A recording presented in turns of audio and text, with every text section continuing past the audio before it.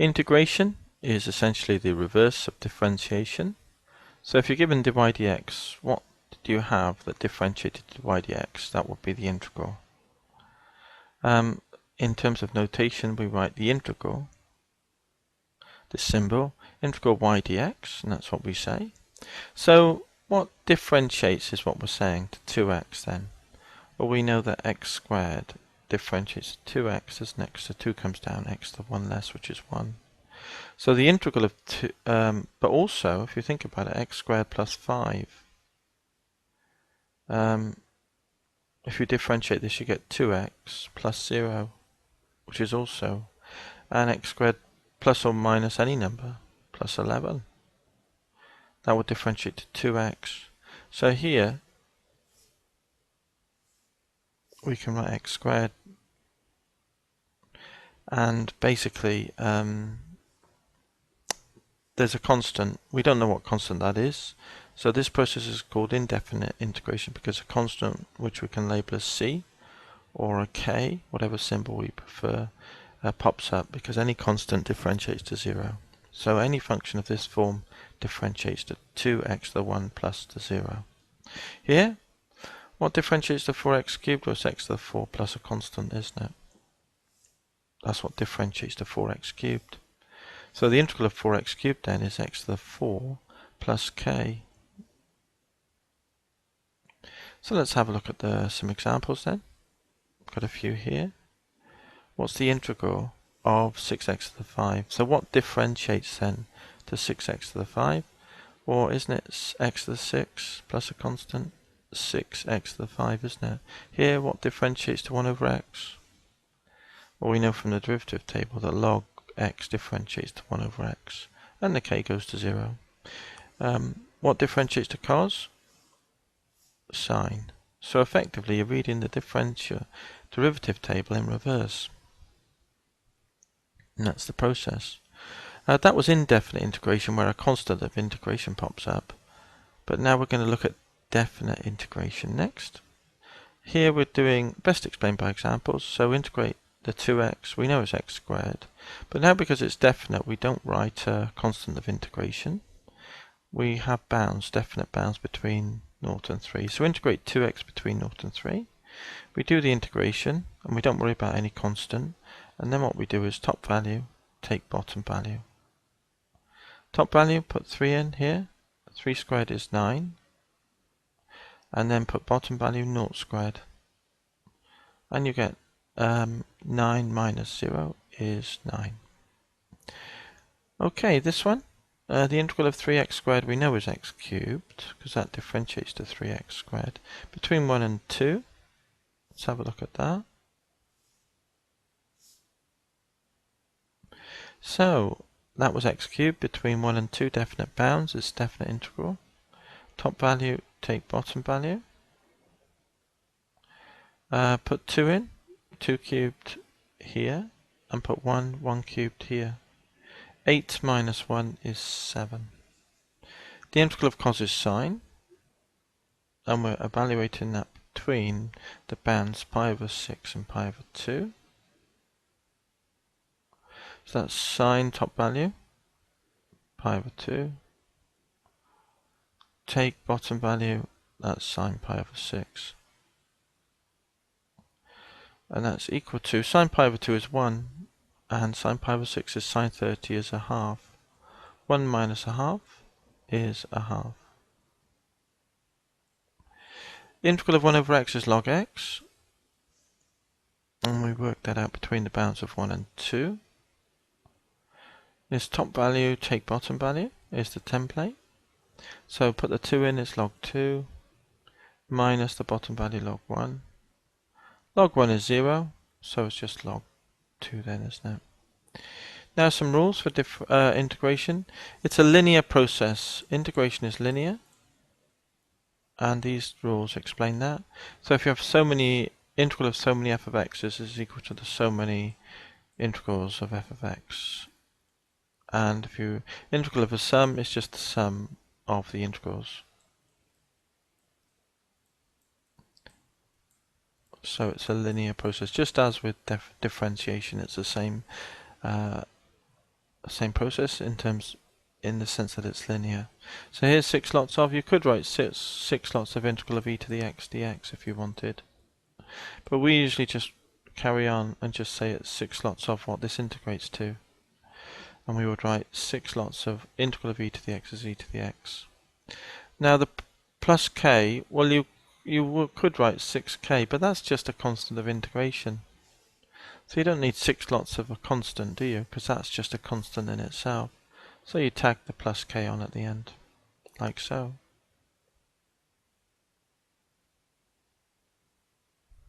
Right, we've moved on now to a few more examples. Here we just run along the row, integrate term by term. Remember the 2x, the integral of that was x squared, wasn't it? And the integral of sine, what differentiates to sine? Well, cos goes to minus sine, so minus cos will go to sine, won't it? Plus our constant of integration. Here, what differentiates to sec squared is tan. Tan differentiates to sec, so the integral of sec squared is tan. 5 lots of, yeah. Plus, and this is in our mind's eye 2 lots of 1 over x, isn't it? 2 over x. So that would be the integral of 1 over x is log x, and there's 2 lots of plus k, because it's a linear process as we said. Here's our table of standard integrals then. And what differentiates to 1 over x is log x, isn't it? Plus rk. What differentiates to e to the x is e to the x. What differentiates to sine is cos goes to minus sine, so minus cos goes to sine, doesn't it? And then what differentiates to cos? Sine differentiates to cos. And tan differentiates to sec squared. The only one left off is this. Remember we said about if it were x, if it were 2x, then the integral of that would be x squared. So if I scale it down by 2 here, if I had x, it would integrate to x squared over 2. If we had x squared then, what would be the integral of that? Well, if I wrote 3x squared, it would be easier to see, wouldn't it? Because that would be x cubed. 3x squared would differentiate to that. But if I divide both sides by 3, and then I can see what the integral of x squared is now. So x squared integrates to x cubed over 3. So the 1 went to raise the power divided by the number. The 2 raised the power divided by the number. So if we had 4x cubed then, right? Well, let's just try the rule. Raise the power and divide by that number. So I wonder if x to the 4 over 4. If we differentiated this in our mind's eye, we get 4 x cubed. The 4's would cancel, leaving x cubed. So that's the rule then.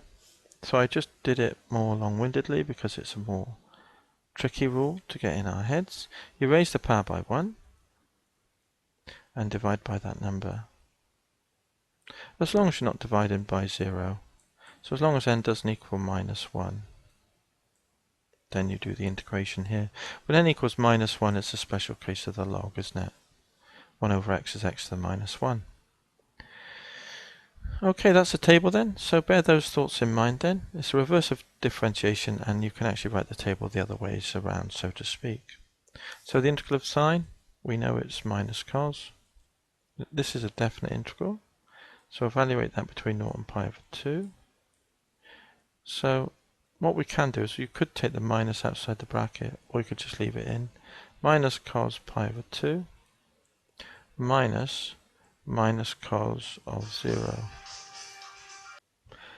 Right, where were we? Minus cos 0, close bracket. So that was top value, with that value put in, minus the bottom value. So you've got to be careful with the minuses here, haven't we? Cos pi over 2 is 0, so that's minus 0.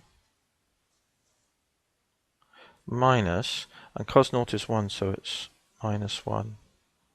So that works out at plus 1, doesn't it? As I say, it's very easy to make a mistake with all those minuses flying around. Integral of sec squared is tan.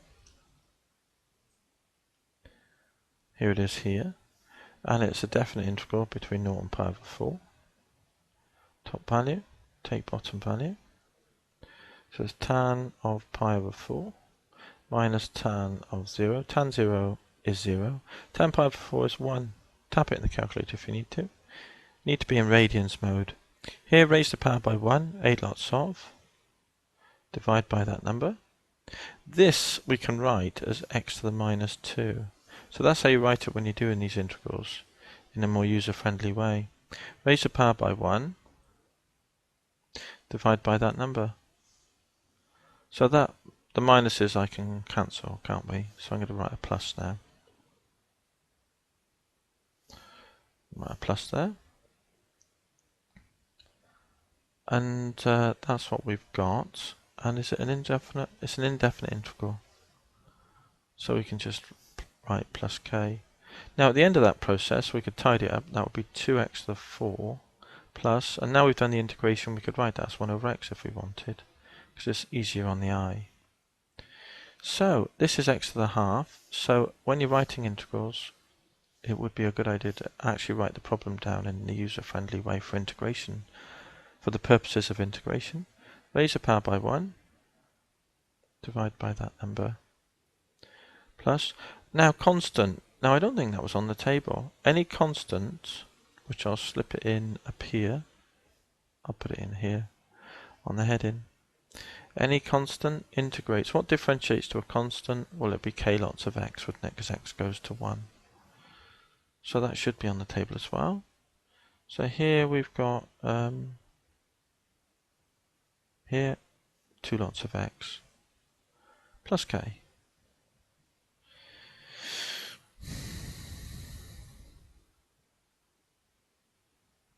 Okay, now we need to tidy it up. So this is equal to then. The 2 swings up to the top, and it'll be 2/3, 2x to the 3 over 2 over 3 plus 2x plus k. Here, again, write this in user-friendly form. This is x to the half.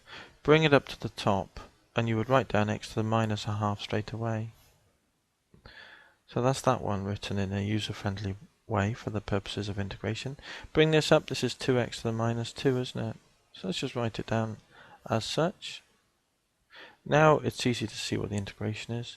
Raise the power by 1, divide by that number, plus raise the power by 1, divide by that number. Between 1 and 4. Now this minus can come up here. I'm going to write this as minus 2 over x, okay? So I'll do it because there's not much space. So this is minus 2 over x, and that's better now.